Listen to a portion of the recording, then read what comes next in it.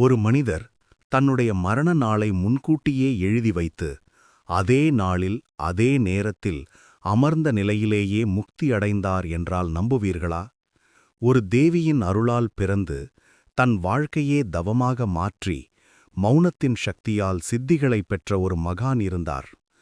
அவர்தான் திருக்குற்றாலம் அருகே வாழ்ந்த ஸ்ரீ செண்பகசாது சுவாமிகள். அவரது வாழ்க்கை வரலாறு அற்புதங்களும் ஆன்மீக ரகசியங்களும் நிறைந்த ஒன்று. திறப்பு 1903ஆம் ஆண்டு திருக்குற்றாலம் அருகே உள்ள காசிமேஜர்புரம் என்ற கிராமத்தில் ஸ்ரீ செண்பகசாது சுவாமிகள் அவதரித்தார். அவருடைய பெற்றோர் சுப்பிரமணிய பிள்ளை மற்றும் சடச்சி அம்மாள். ஒருநாள் திருக்குற்றால செண்பகாதேவி அம்மன் குரத்தி வடிவில் வந்து உங்களுக்கு ஒரு மகன் பிறப்பான் என்று வாக்கு கொடுத்ததாக கூறப்படுகிறது.